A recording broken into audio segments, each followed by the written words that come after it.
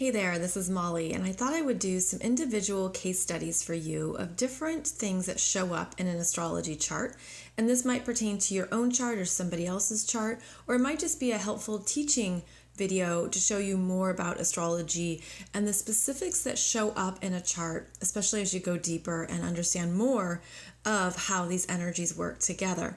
So in this video, I'm going to focus on two things. I'm going to focus on the sun and the moon, because these are the most important energies in your chart in the primary sense, meaning when you're first understanding astrology, you want to understand your sun sign, and then you want to understand your moon sign. And then you want to look at, well, what else is happening between my sun and my moon? Meaning, what other energies are they connecting to? So in this chart, let's start by checking out this moon in Aries. So you see how it's at 21 degrees of Aries. It's in the 9th house. So the moon in Aries is typically very inspired and needs to be inspired and motivated on a daily basis.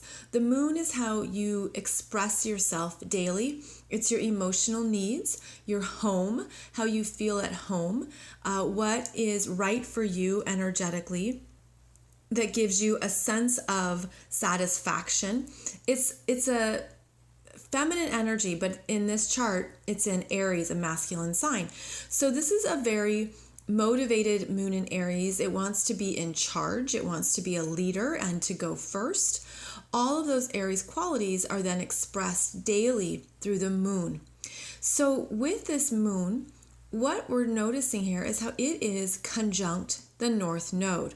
Now, the North Node is what you are growing and learning in this lifetime. It's where you are being stretched to become more of yourself, to expand your energy. It's an energy you're stepping into. It's an energy that will show you some of perhaps your biggest areas of lessons or growth or potentials in this lifetime. And the North Node can be uncomfortable because the South Node is what is familiar. But in this chart, the moon is conjunct the North Node. So this tells us that this person, he is here to trust himself in a very big way, because the trusting of who he is helping him pave his own path. He's here to do things his own way. Aries is the opposite of Libra. Libra is about partnerships, relationships, giving and receiving. It's much more objective. The North Node in Aries is teaching someone to follow their own road, to be their own individual self, to do what's right for them. So when the moon is here, there's a trusting yourself, trusting what calls to you, and to go for what you feel at a gut level inspires you and motivates you. And this is actually a very encouraging energy. It's really lovely to see this in a chart, because it means that the more that you're tuned into the moon and what the moon needs, it's going to connect you with your highest growth in this lifetime. The other element of the moon is, of course, the mother. The mother you first knew, whether that's biological or a mother figure as you were growing up, and what she taught you or what she's teaching you about these Aries energies of being a leader, doing something for yourself, striking out on your own, being independent. This could also be a lifetime where relationships aren't as important, or rather only some relationships that support this Aries moon and this Aries North Node would be right for you. And that's generally speaking. But it's understanding that the Aries energy is being developed in this lifetime. And that's perhaps where you're going to see more opportunities and potential show up. And then that moon will help you trust yourself and ensure that that's exactly what you want or that's right for you. This is also an adventurous moon in Aries, especially in the 9th house. So this is an inspired energy that is meant to be used to the fullest.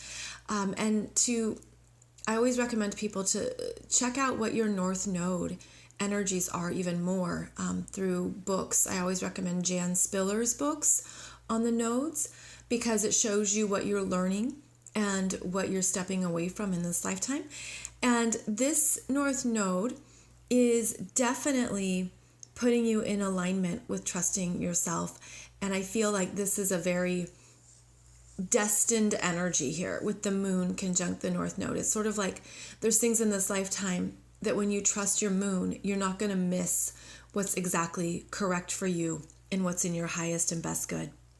So then the other thing I want to show you in this chart is the Sun in Leo conjunct the Ascendant in Leo. So this is what we call a double Leo, when there are two strong energies that are the same.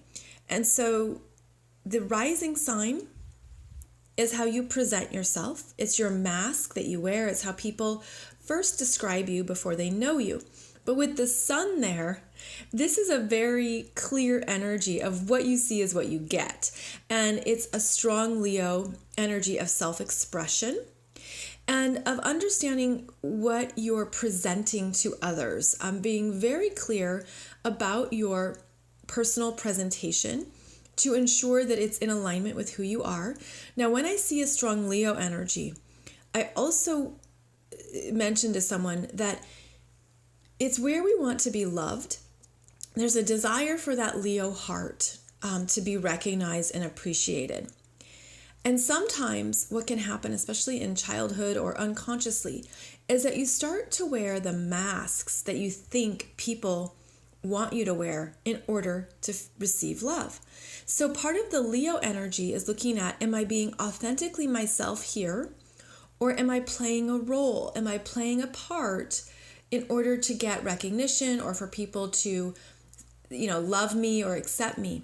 So part of the Leo journey, especially a double Leo, is to be aware of how you are really truly leading from your own heart, your own creativity, your own sense of self-love and self-worth, and also to be willing to be seen.